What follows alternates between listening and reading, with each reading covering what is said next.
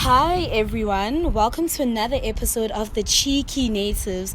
We have the incandescent Barbara Boswell, Dr. Barbara Boswell, on today's episode. And Barbara Boswell is a feminist literary scholar with an interest in Black diasporic women's writing, Black South African women's literature, and queer theory. She earned a Ph.D. in Gender and Women's Studies from the University of Maryland in 2010 after joining the Department of Women's Studies as a Fulbright scholar. Her MPhil was completed at the Women's and Gender Studies program at the University of the Western Cape. She is also author of one of my favorite books that I read last year, Grace. Welcome to the Cheeky Natives, Barbara. How are you? Thank you so much for having me, Alma-Nalisha.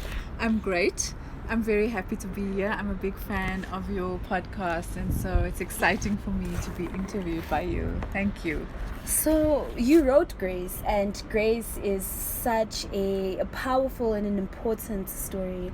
So before we start, I'd just like to ask you to please read just a passage from Grace which sets the scene for today's discussion. Okay, and this is a scene where Patrick, the protagonist, is trying to come back to his wife at home, Mary, but she's refusing to open the door, and he, in frustration, kicks the door. And then I'll start reading. "Oh my God, Mary, I'm so sorry. See what you made me do." The shift, the inevitable blame, fell to Mary with reassuring familiarity. "I don't want to be like this anymore, Mary. Why didn't you just open the door?" Tormented sobs escaped his body. Mary and Grace remained motionless throughout, frozen in fear, long past caring what the neighbors may have heard or what they might think. Grace looked at her mother with a steady gaze, willing her to stay put. For Grace, the act of contrition was always the most dangerous part of this dance. There was the moment her mother would crumble. Mary stared unblinking as her left hand delved for another cigarette in the little white box. She lit it, inhaled deeply, and exhaled the smoke in a sharp arrow. Her eyes lingered on Grace, but looked right through her. And so that sets the scene for what is such a powerful book. Why did you decide to write Grace? Well, I've always had an interest in stories, and I believe that stories are a way, or one of the ways in which we can heal ourselves. And for me, writing this story, I've spoken about this in other locations. I grew up in a home with domestic violence and witnessed it regularly. And for me, somehow taking that experience, the kernel of that experience, and turning it into fiction was one way for me of coming to terms with what had happened to me and what I had seen and witnessed as a child. So why I wrote it was really, it started as a way of processing pain and painful memories. And then the other reason, as a researcher and scholar, I do have an interest in gender and gender studies and in gender-based violence. And so what I was also seeking to do, once I had written past a certain point, was also to do a little bit of education about the cycles of violence and how they perpetuate themselves in the home, and then the effect of violence intergenerationally, so that we see Grace having witnessed and experienced violence in the home, that becomes a kind of a norm, and that is then what she seeks out in a partner, which is where the story goes. So there are a lot of interesting things that Patrick, who is the protagonist and who's Grace's father, says in the book. And there was one particular line that I wanted to touch on, right? And it's when Patrick speaks about morality, saying that it's a ruse, and I thought that was a commentary, particularly because often men will change the standards of what is considered moral in order to accommodate their behavior, right? And Patrick does that often in the book. He'll apologize for something, do it again, but then punish his wife or child if they do anything which displeases him, despite the fact that he does things that they are displeased with all the time. Right, so thank you. That's an interesting question. And I wrote Patrick, this character, as one who has no respect for rules. So I wanted to also make sure Patrick is a black or so-called colored man under apartheid. The beginning of the novel is set during the state of emergency. And so rules for him become the thing that tries to restrict him in his life.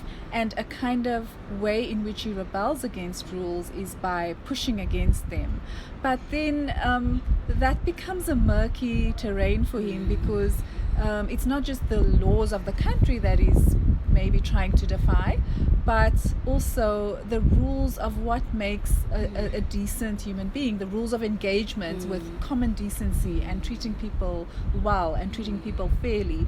So that becomes warped in him, that sense, and also because he was abused as a child.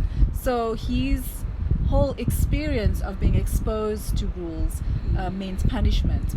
And I also wanted to demonstrate how patriarchy operates, because Patrick's father was a violent patriarch. No one could go against him.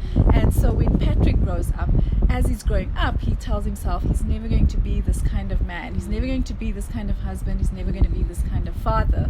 But somehow the process of becoming a man damages him so much that he finds himself or chooses to replicate that kind of patriarchal violence. So I wanted to show when men feel that they are the absolute head of the household, I even use the word he is God in this kingdom. Yes. That nothing should go against them, and that everything that perhaps stages a challenge becomes something which should be crushed immediately.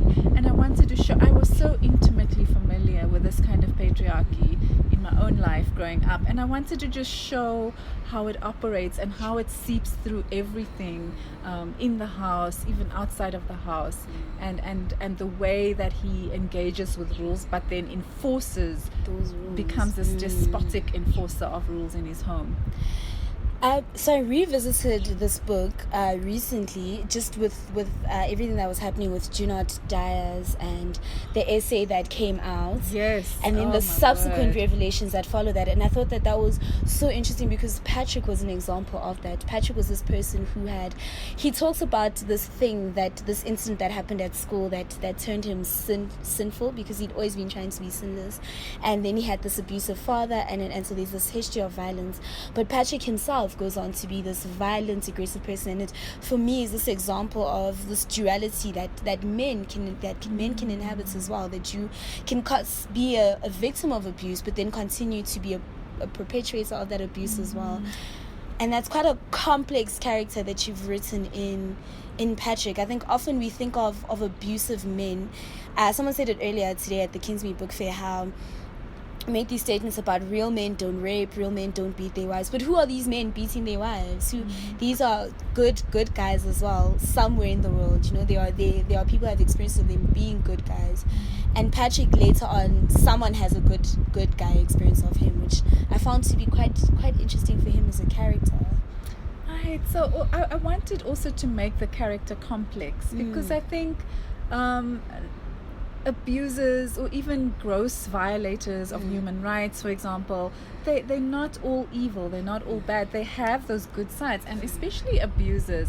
The good side is in interpersonal relationships, what pulls others in.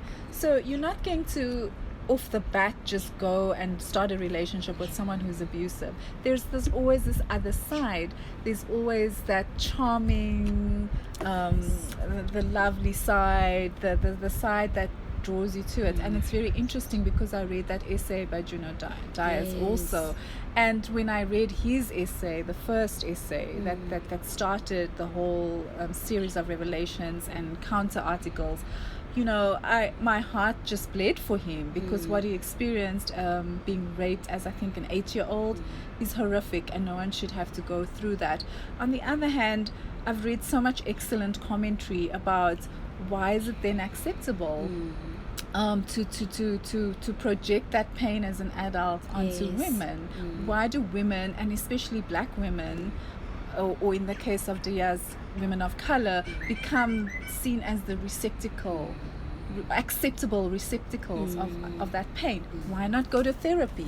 And not all abusers go on to abuse. So there is a degree of agency there. And I think it's the responsibility of each individual especially someone like him with all those resources that he would have at his disposal, to seek help and to make sure that you don't become that which you most hate or most fear. So it's a complicated issue, I think, to address.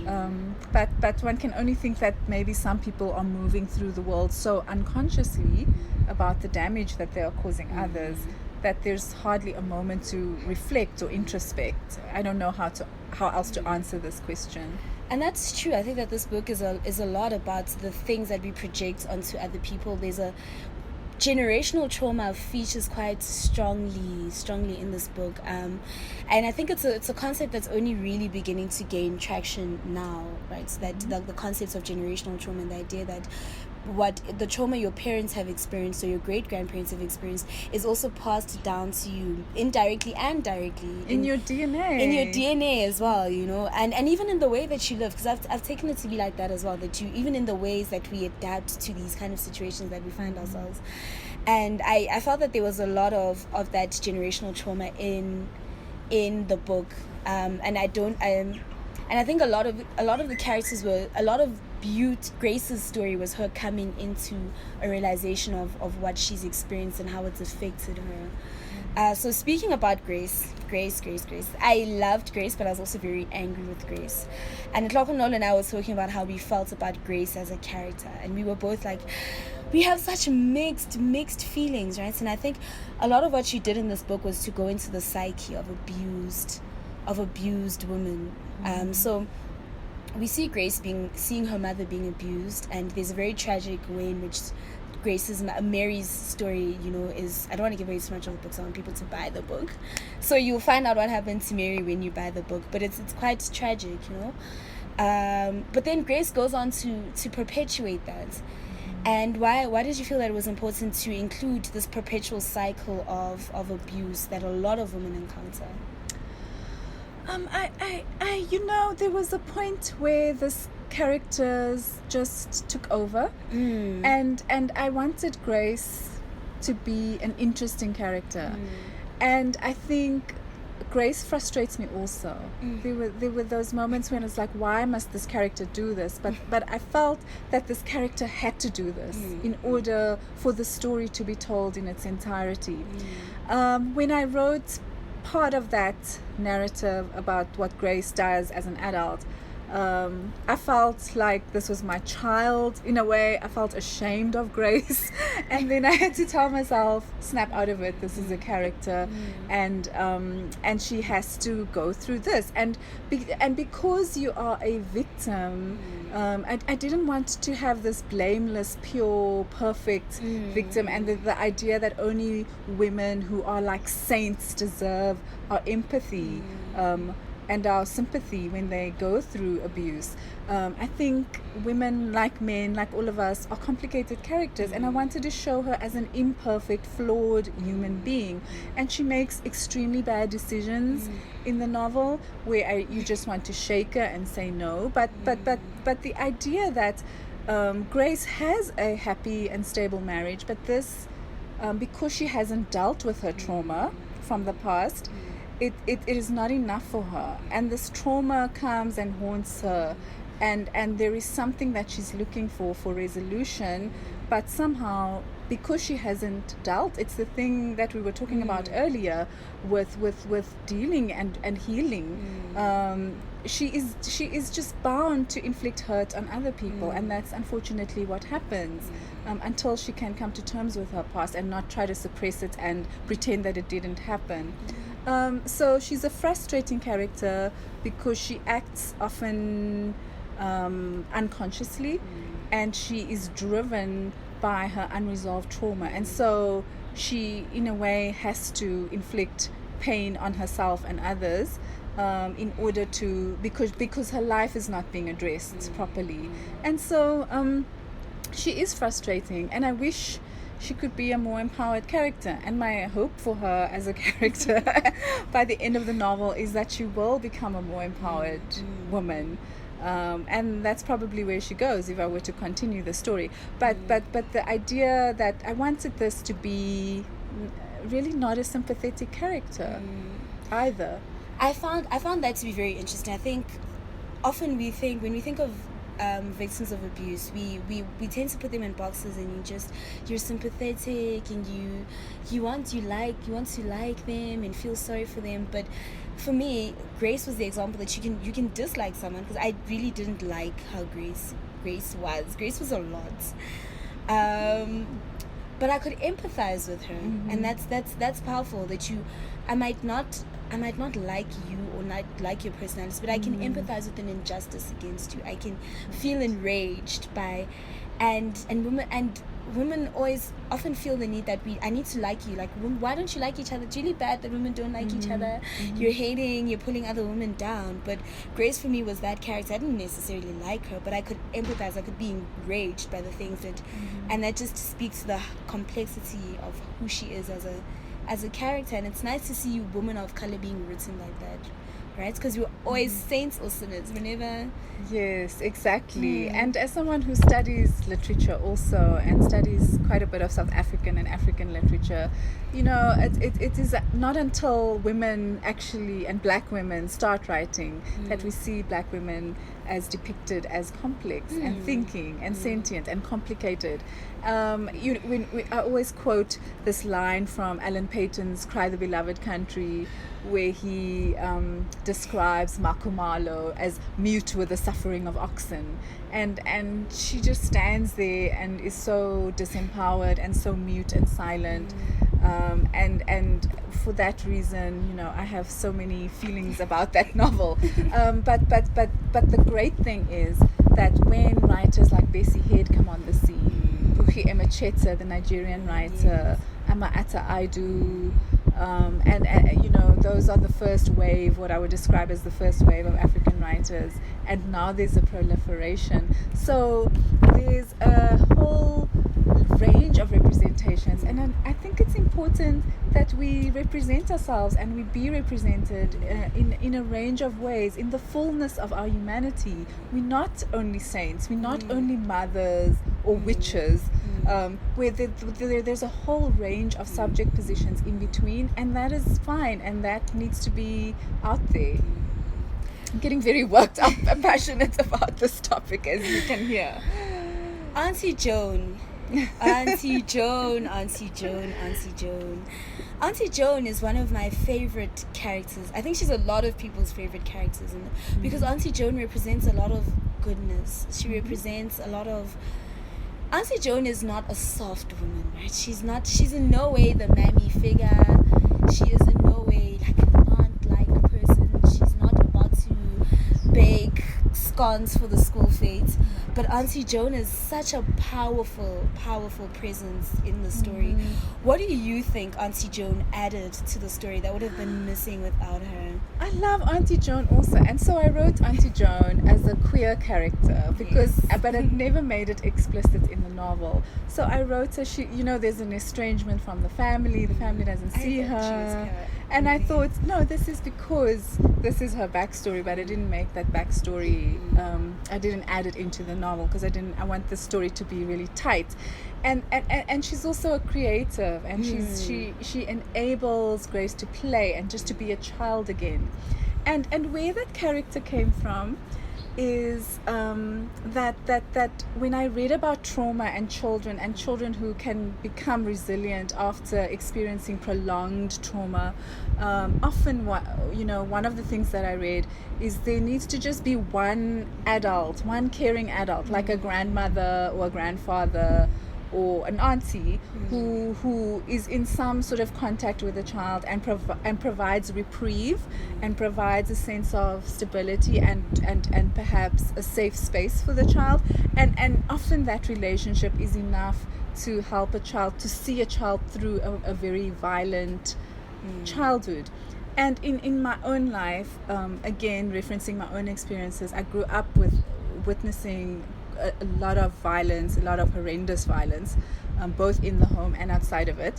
And for me, I had those figures in my life. I had a neighbor who took care of me sometimes. I had an aunt who took me out sometimes. I had I had two grandmothers who really who were always concerned and always were trying their best to mediate.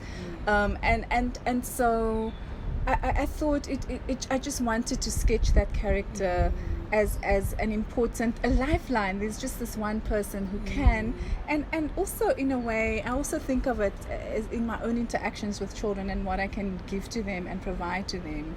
You never know what people are experiencing, and if you can be a kind of that person for someone, you don't even know how that will work out sometimes, but maybe like today I can say this aunt on those occasions when she did these things to me, for me, really, really helped. And so I wanted to have that kind of positive character and to show also the multiple relations and multiple ways of mothering, which are not only related to biological mothering.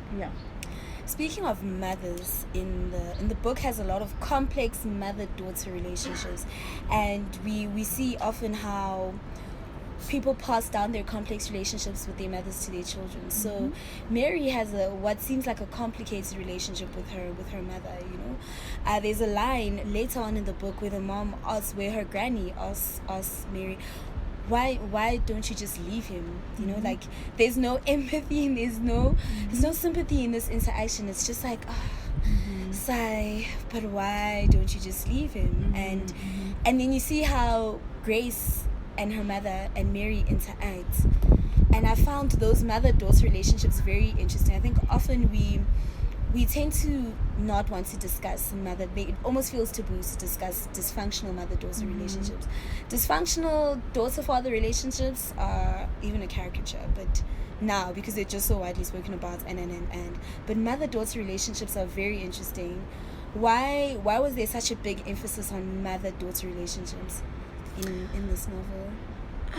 I mean, I don't know if I thought about it consciously, because the primary relationship that I wanted to explore was the relationship of the father and the mother and the father to the daughter. But then, it became interwoven. The others are also in relation to each other.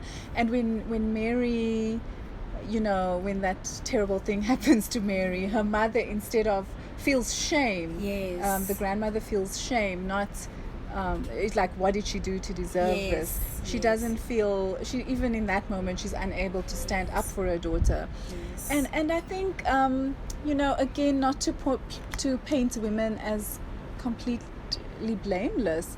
And often women are recipients and placeholders for patriarchy, and they maintain and uphold it. And so I see Mary's mother, Grace's grandmother, as one such figure who is very much brainwashed in her own patriarchal beliefs, and then her relationship is warped with her daughter, and then the relationship between Mary and Grace. So Mary, because one sees this quite often with people who are in abusive relationships. The dynamic sucks all their attention, and they have nothing left for themselves, and they have nothing left to give to anyone else. And I wanted to also portray that kind of relationship with that in the opening scene, when after this outburst that I just read, the mom Mary goes to bed and she shuts the door, and the child wants comfort. She wants to be held. She wants her mother to not pick her up, she's too old for that, but hug her, hold her, or just comfort her. But the mother is so drained by this violent incident that she cannot do that, and so Grace has to hold herself together. And I wanted to show then how that kind of violence even affects when there's that level of dysfunction, nothing in the home can be functional. So even the mother-daughter relationship, which is ostensibly a good one, becomes then warped and inflicted. That relationship takes all the space. And it then goes on to affect how Grace mothers and what she then does as a mother.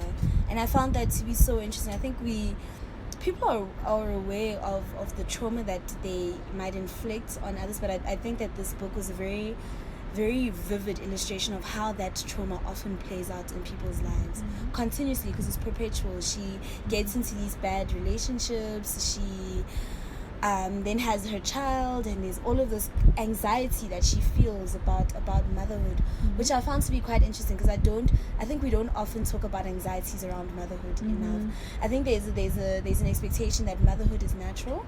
Exactly. And when you have a child, it will come naturally. You will mother this.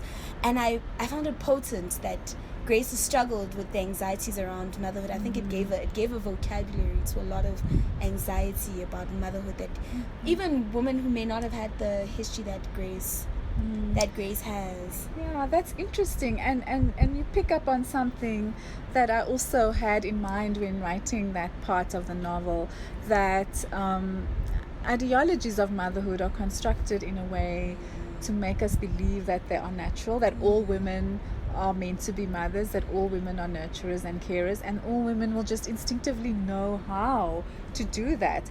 And that's one of the big lies that's told about motherhood. Some women are not cut out to be mothers. Some women don't know how to mother because they haven't been mothered themselves. And similarly as you know, to men who don't know how to be fathers. And it's not something that comes naturally. And Grace, being keenly aware of her relationship with her mother and the shortcomings in it, and her mother not being there anymore, grapples with that. And so, you know, she wants to be a good mother, and there's something in her that thinks, well, maybe I don't know how to be a good mother because I've never received that. And I just wanted to show the effects of how that kind of violence, you know, it inflicts and colors your whole life. When you've grown up so intimately with violence, it really changes your life on multiple levels. Over and over again, and you see that illustration that it's not a one-time event. When we ask people to pull themselves up by the bootstraps and just get over it, this is what we're asking of them. It's massive. It's monumental, and I think over and over again in the book, like, that's replayed, that you see it, that you are acutely aware of it. I think reading this book, thought that Grace had a lot of unprocessed grief. Yes. Grief for her childhood, grief for she was grieving, but I thought that this book was an interesting meditation on grief and the destructive ways that some people process that grief. And reading this, I thought that a lot of Grace's self-destructive behavior was directly related to this way that she had not processed her grief, and maybe had not been allowed room to process that grief, because this tragedy happened to her, and then it was life had to continue, and there was no room for the growth. There was no room for the grief. It wasn't spoken about, and I think this book touches a lot on secrets and unspoken things and the ways in which they affect our lives as well. That's really interesting. I hadn't really thought about that, because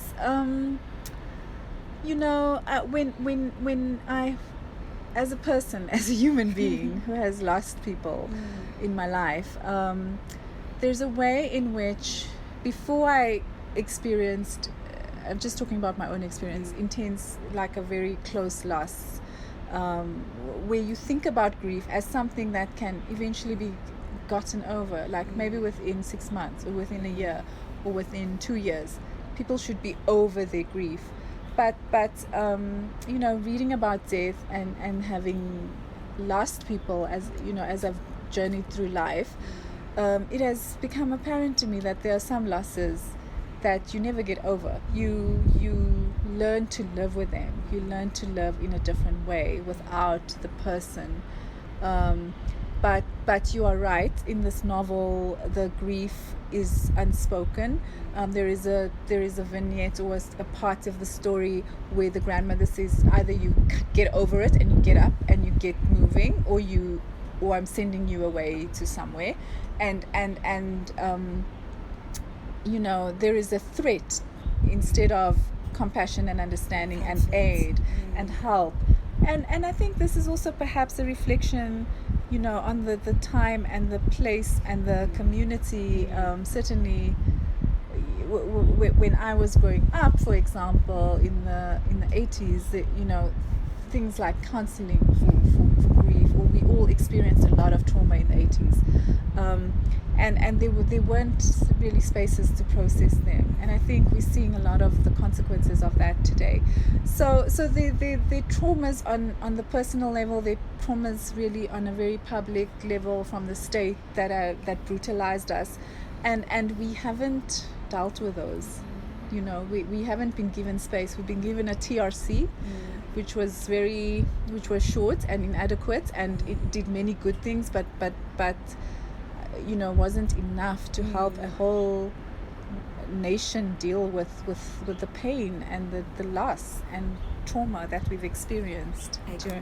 I completely agree with that, and that was the sense that I got from this. I felt like there was a self-examination that I had to do afterwards, right? Because in what ways is my own personal trauma, or your own personal trauma, somebody else's personal trauma, manifesting in their lives? I think especially as Black people, we experience a lot of trauma that we then don't have the vocabulary to speak about, and even if you have the vocabulary to speak about it, don't have the space to speak about.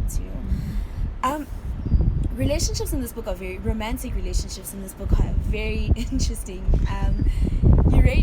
You took us through a lot of emotions when it came to relationships, right? Because I think there's a spectrum of abuse that we don't talk about abuse being a spectrum. So there's a line that you say, Patrick and Busey's relations, where he almost says, who do you think you are to have awe and wonder in this world? And I took that as a commentary on how often this world and how often people who relate to Black women do so in ways that rob them of their magic and their awe and their wonderment. And I don't know if that was the sense that you got in writing the book. I'm curious as to what inspired that, because there's a line that precedes that where you describe Mary as a woman who had surrendered her dreams to the world too soon.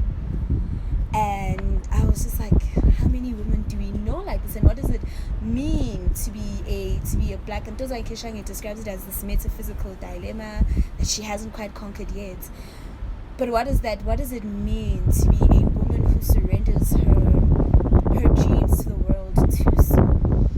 Yeah, that's an interesting question, because I also, in writing this, so they're artists in the novel, right? So Mary's an artist, or a budding artist, but when she gets married, that is closed off to her, and she has to steal time, and she has to steal paint, and she has to steal the instruments to do her work.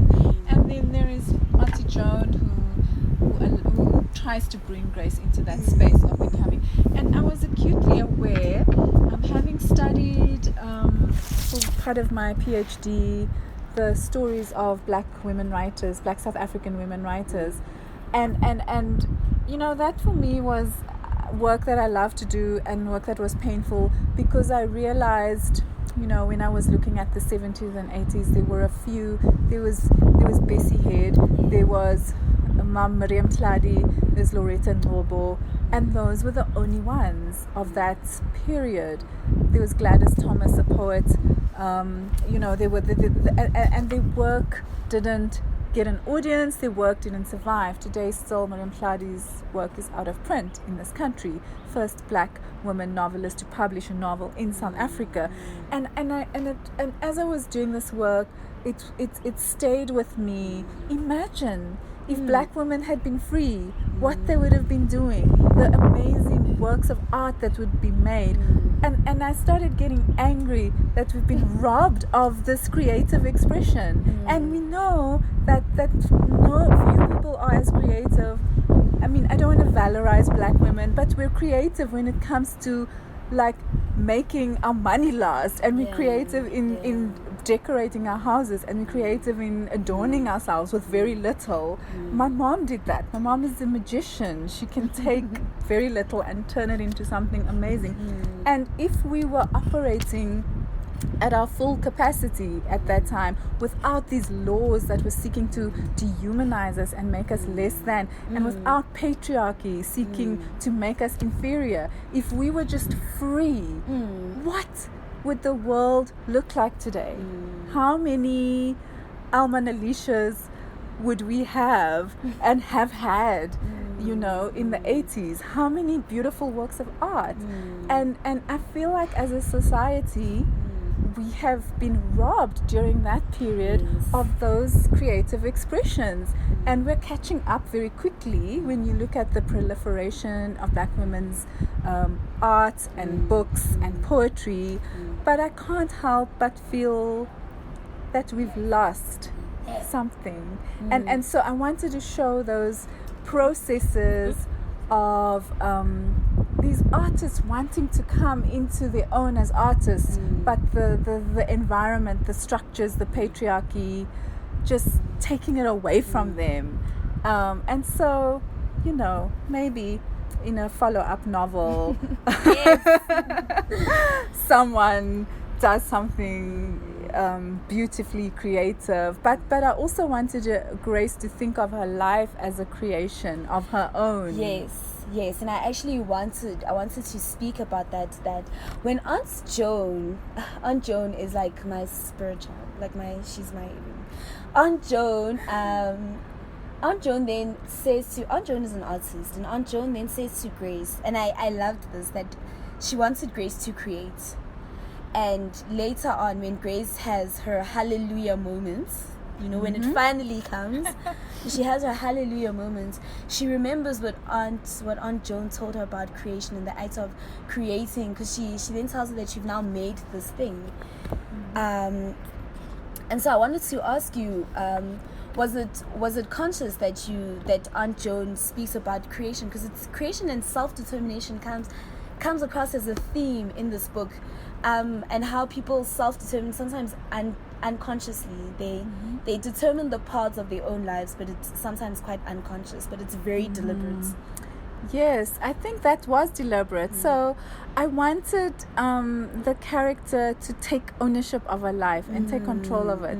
And I believe she's maybe there at the end of the novel, maybe not. But you know, that the act of creativity or multiple acts of creativity for women are not just limited to what we see as the creative or people we label as creatives. That living in this world as a Black woman requires every day acts of courage and acts of countless creativity. And I wanted Grace to see her life, or I rather saw Grace's life as something that she could recreate, even though all of these things had happened to her, using her creativity, using her power as a woman. She could, you know, decide what has gone before is over, and yes, there's trauma, and yes, there's lingering memories and hauntings, but the act of taking your life and consciously shaping it and fashioning it to be what you want it to be, to me it's just really beautiful and something. One of the most poignant moments in the book is Grace coming into her own. And it's also like you're saying, the idea that you can live multiple lives and that there's always room to recreate the life that you think you deserve. And I thought it was an interesting take on agency. Like, often when we think of women's agency, we actually don't think, because we don't afford women agency, and there's a particular type of woman that we don't afford agency. But Grace, in a lot of respects, is this: she's now had a university degree, she's now she's middle class, she's close to middle class, she's getting there, and she still only sort of begins to exercise agency much later on. But when she does exercise agency, it's not in the ways that we typically think of agency. So when Grace makes the decision to leave this person, or leave this bad situation that she finds herself in, she does so in such a characteristically ditzy Grace way. You know, she wakes up and she has an interaction with somebody, and then she's like, maybe this is not working out, but she's exercising agency. And I thought that you took a very interesting view. You gave a very interesting lens to agency. You made me rethink of the ways in which women exercise agency in their own lives. And I also want to refer to Mary. So you talk about this, and I thought this was so funny, where they had a warped economy in their house, right? So they wouldn't fix their bathroom window, but she'd always buy oysters. She'd buy tinned oysters. And then I thought about why I thought that was warped. And then I thought about the ways in which we police the spending of poor people and their access to pleasure. So Mary's not allowed to want, because Mary's poor, we think that Mary should be fixing her house, she should be pulling herself towards herself. Like, how dare she want to have some luxuries? How dare she want to buy chocolates for her child? And I thought that was an interesting commentary on the ways in which we police the spending and the pleasure of poorer people. Right, yeah. I mean, I really enjoyed writing that and that part of Mary's character because Mary likes things, and she likes pretty things, and she likes nice clothes, and she likes makeup, and so she surreptitiously she takes her own money and hides it and spends on those kinds of things instead of like maybe buying paint for the house that's peeling, and the gutters that are sagging, the sad gutters, and you know, and I think what I when I wrote that, I was thinking of it as her little act of defiance. Yes, that this is my money, and you know, maybe I should be doing this or should be doing that, but this is what I want to spend it on, and this gives me pleasure, and the ways in which, again, as acts of creativity, we find pleasure in things, you know, that we won't always admit, but pleasure is important. Pleasure is important for sustaining a life.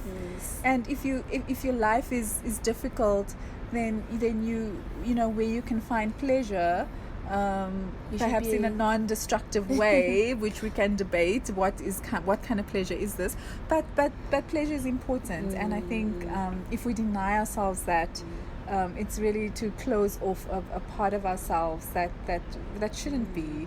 I love that, because it sparked such an interesting conversation about who we think has access to pleasure, and who we feel comfortable with having access to, who we think deserves pleasure. So in the way that you'll hear people saying on social media, how can you have an iPhone 10 but you don't have a car? And it's that for me, it was that idea playing out over and over again, that like, why do we feel the way we feel about who gets to buy themselves nice things or who deserves nice things?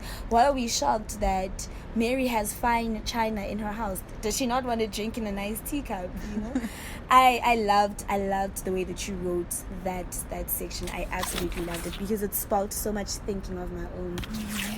You very acutely show the spectrum of abuse, and you cover it so well, you know, because we often think of abuse as this person hits you and they break your bones, but there's a spectrum that you show, and you show it particularly well in the relationship between Patrick and Mary. And there's a beautiful line where you say that by the time he had laid his hand on her and she cowered in public, I actually need to find the line, but you allude to the fact that by the time Patrick had hit her, there'd been a build up to this, and to her then accepting the violence. Why was it? I mean, it probably isn't conscious. It just came with the story that you wrote about the spectrum of abuse and how it happens so unnoticingly until it is this big, massive. Right, so I actually studied there's a model called the cycle of violence and domestic abuse, and it's disputed, it's contested, it's not seen as the only model, but in my experience, it is quite accurate that there will be a courting period. Yes. The abuser will be nice, they'll try to be charming, they'll bring gifts, they'll be compliant, they'll do stuff around the house, and then the cycle changes as pressure or work pressure or something builds up, and then there's this kind of build up of a kind of a pressure that doesn't get released, and then there's a violent incident. So then she provoked me, and then I had to hit her because she did this thing. And the provocation could be the food wasn't warm enough when I came home, or who knows, she wasn't there when she said she was going to be, and she made me jealous. And I wanted to show all those little triggers that men, and I'm talking about men generally, it's not only men who are abusers, but predominantly, they are the most abusers. But those kinds of, I wanted to show all those little things. So, and I also wanted to show a kind of a red flag situation, so that I could discuss the book with young people in a way, or it could be used for that purpose. So the idea where he polices her when she goes to the shop, she has to go take 5 minutes to get there, 10 minutes to shop, 5 minutes to come home. And if she's longer than that, then he wants to know, well, where were you? Who were you with? Did you talk to someone?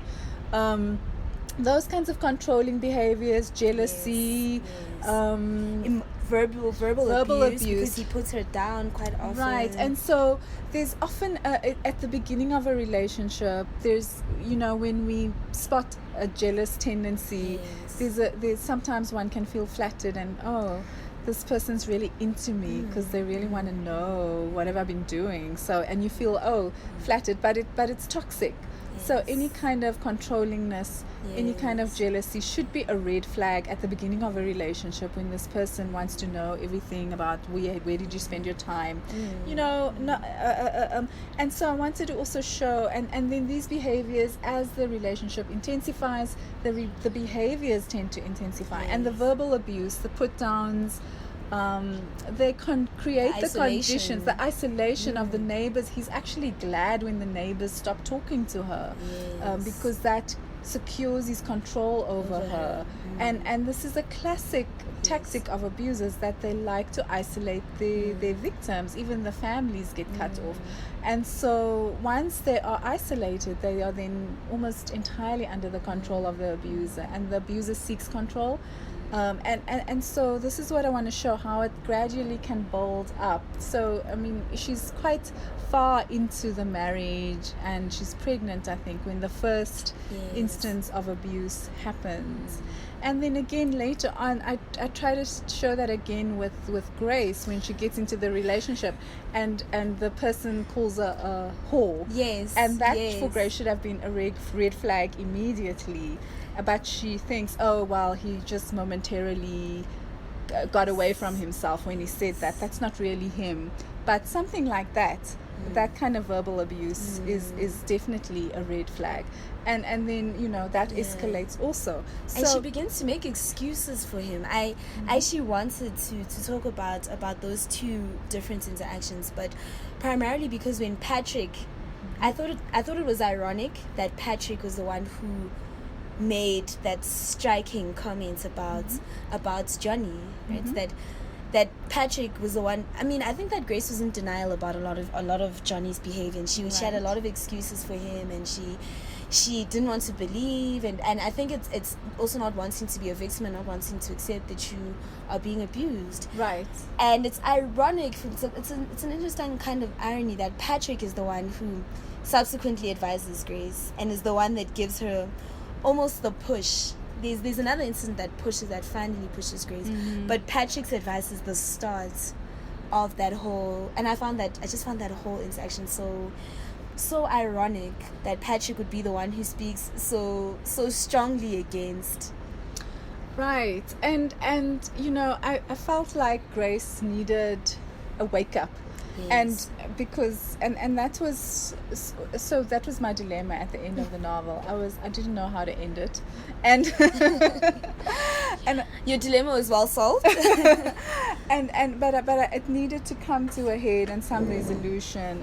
And so I thought the person probably to best give her that wake up would be Patrick, right? If he was the one to help her in a way, in maybe an attempt to atone for his sins, that would be powerful. Because I think, our greatest lessons do still, even if you're an adult, often come from your parents and from our intimate relationships. And so, it was also wanting to close the circle of the story, and so that was one way in which I chose to do it. I found their interactions later on in the book to be interesting. I had expected that Patrick would be groveling and he'd be fully atoning, but even at the end, Patrick has not unlearned his destructive behavior. He still has excuses. And for me, it was a comment on this redemption that we often get told men will find, right? That just wait for him to grow up, when he's a little bit older, when he's lived a bit, he'll be better. Patrick is at the end of his life, and he's still unable to take full responsibility for all the tragedies which have happened. Yes, and that's exactly what I wanted to show, that there's a kind of narcissistic, if you will, abusive personality that is just unable to take responsibility, and it is, that is another red flag.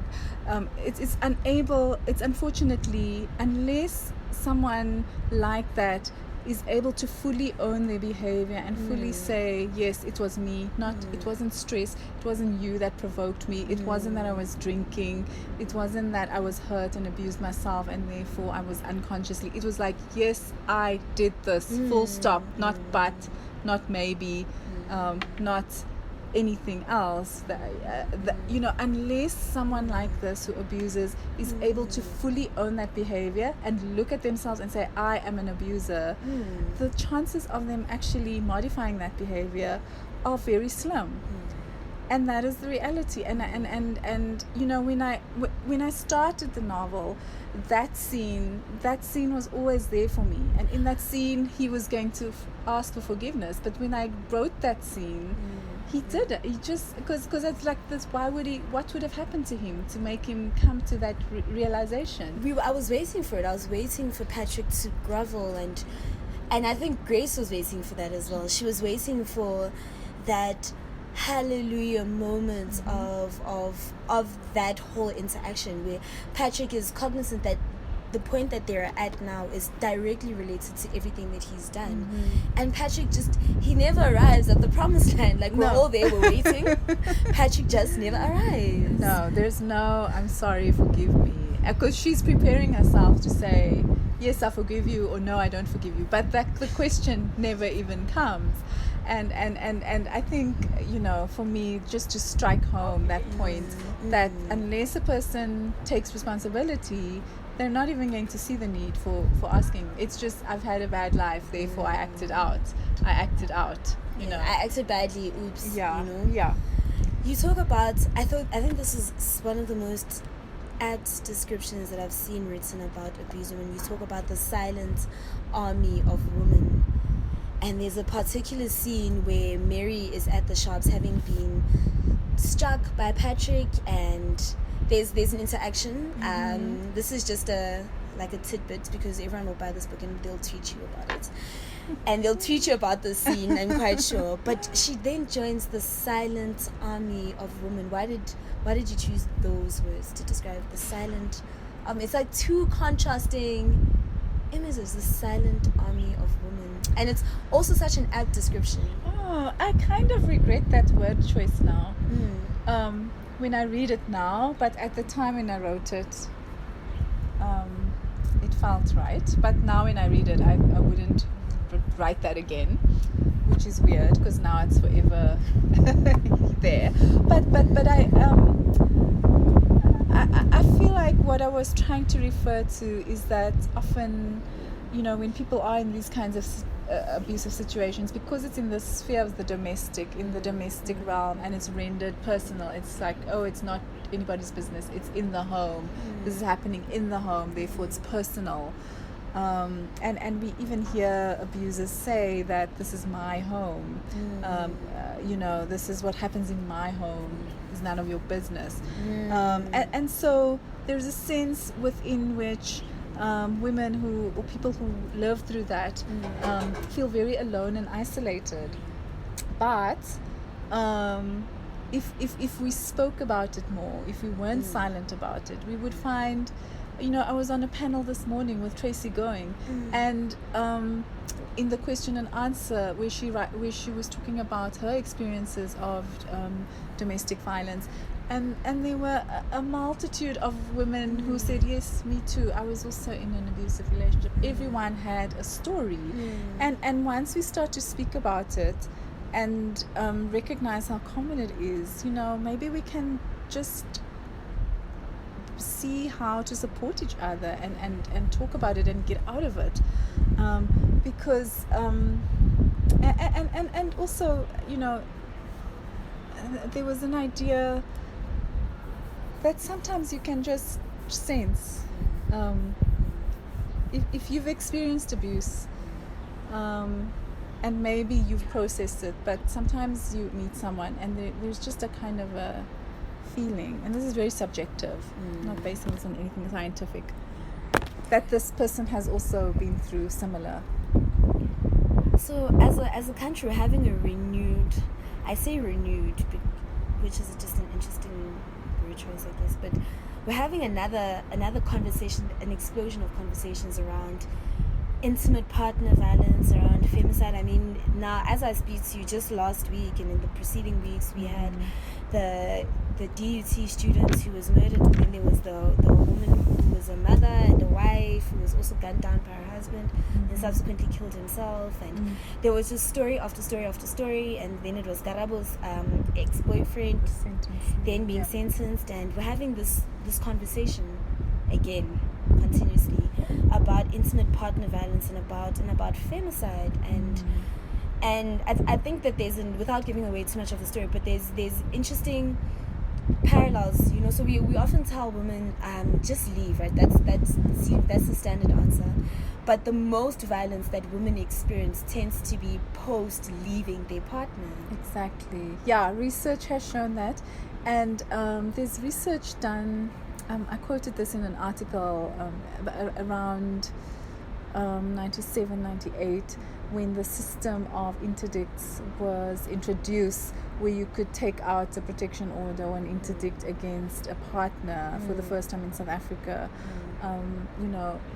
The femicide rate went up, because doing that is seen as the ultimate challenge to the authority, and when we know how abusers operate, they're about power and control, and when there's that moment when they feel like power and control is finally being wrested away from them, then often their violent behavior escalates, and so we see this when women leave abusers. That is often the moment when they are murdered, because the abuser senses that link has been broken now, and I'm losing all control, and so I would rather kill you than not have control over you.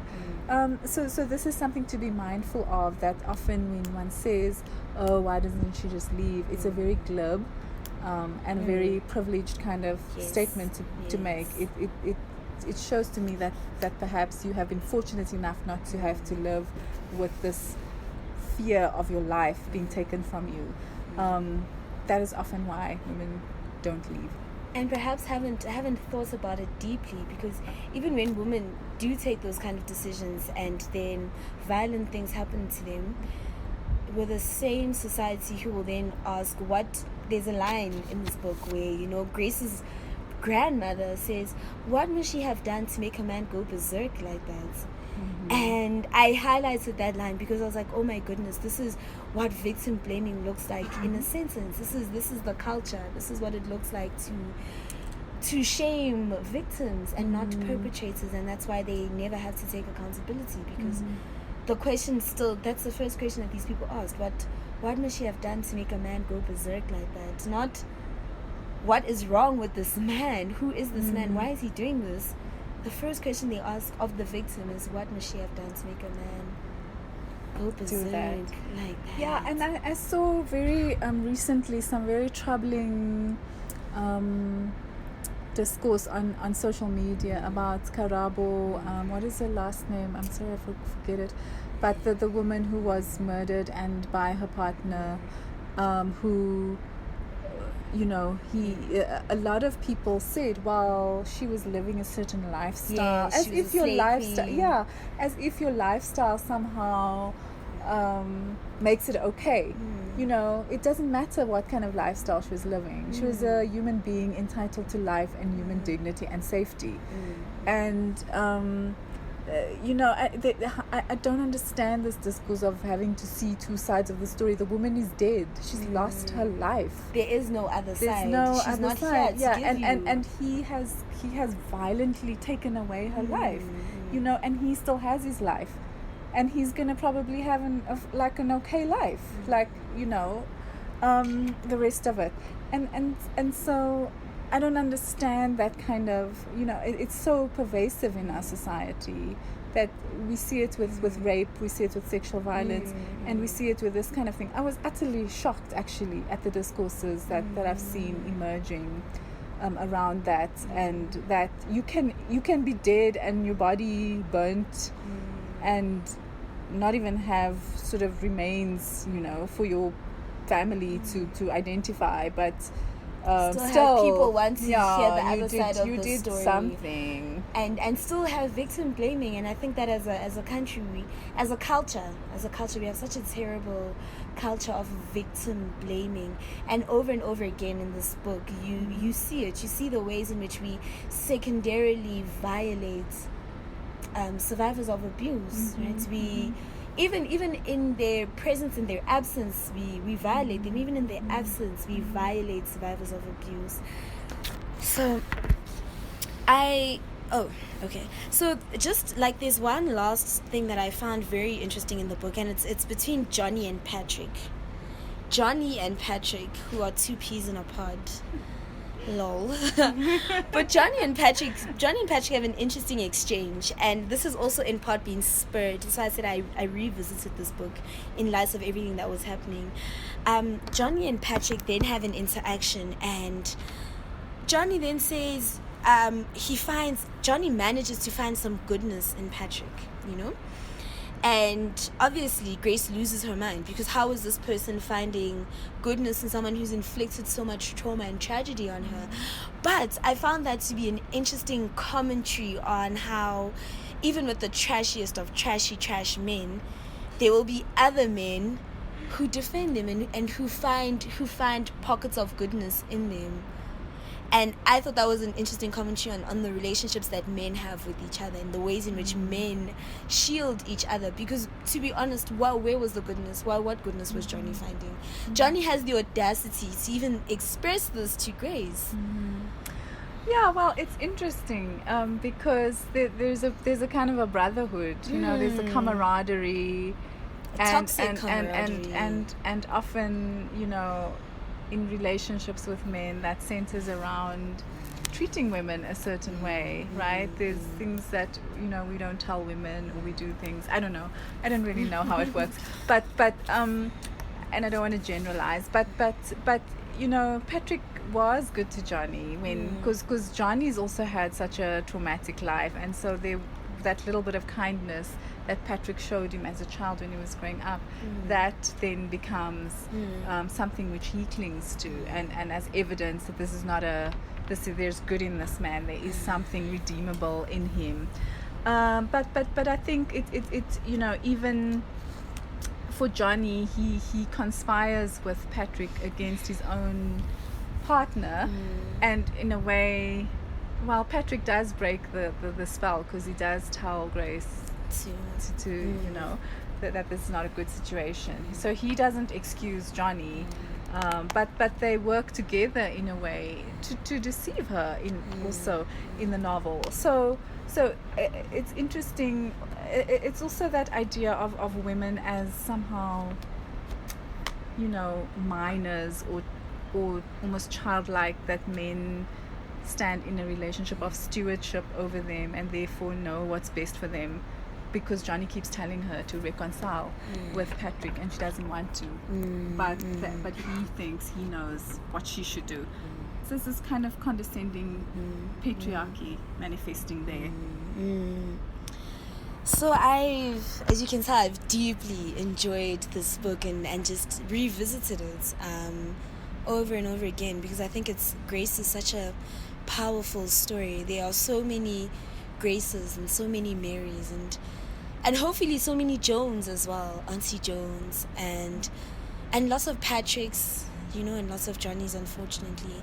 But the story is real, and I think that you humanized a lot of the survivors of abuse in ways that make you as a reader think laterally and think in different ways about abuse, and that's powerful in a country like ours, where I think we often become numb to the abuse of women because it happens so often.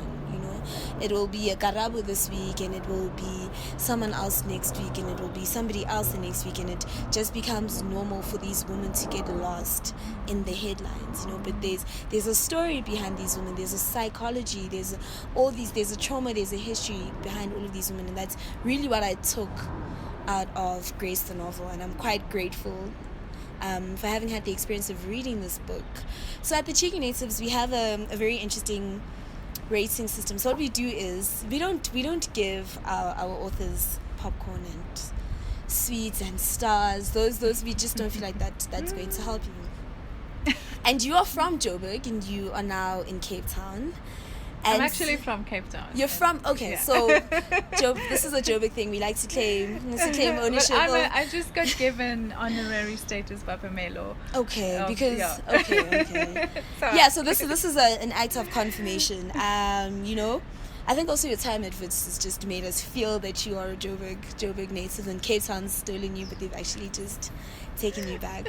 And as a result, we want to encourage you to move back to Joburg. So what the Cheeky Natives does is we have a land committee, and at the land committee we give land to our authors based on how much we've enjoyed their books. Oh my goodness. And we give them also land that's like structurally appropriate to where they've worked, where they've lived, or whatever stories or pieces of land that have featured in their books. And from what I know of you in your time in Joburg, you taught at the University of the Witwatersrand. Mm-hmm. And so we were thinking, Tlhogonolo and I both just extremely thoroughly enjoyed your book. And so we'd like to give you a piece of land that will hopefully encourage you to move back to Johannesburg. And that is also in proximity to the University of the Witwatersrand, where you will come back. And not that I'm biased to anything as a Wits alumnus, but we would like to give you a piece of land. Are you ready for it? I'm waiting. You're going to get a piece of land in Rosebank. Oh. So you can closely travel. But also just to be in the center, and to be in close proximity to all of the radio stations and all of the TV houses where you will be speaking about this novel, which deserves all of the traction and all of the attention and all of the awards that it's been given. This is such a powerful and this is such a necessary story that needed to be told. And thank you. And because of that, we felt that it was very appropriate to give you a beautiful house in Rosebank. Ooh, I'm a millionaire now. You can even rename it. You can rename it. We are more than happy for you to rename it. Zugisa has renamed her piece of land, so you can also rename your piece of land in Rosebank. That is in close proximity to everything. Thank you. And I accept it gratefully. we look forward to seeing more of your work. Do you have another novel that you're working on? Where can the listeners of Cheeky Natives interact with your work? Mm-hmm. Well, I'm working on an academic book on the history of Black women's writing in South Africa, and that should be out next year. Please. And from your lips to God's ears. And then I'm also working on a short story collection. Yay. So I don't know when that'll be, but it's just in its infancy. In your new piece of land in Rosebank, you'll have time to sit and reflect and hopefully work on all your future work.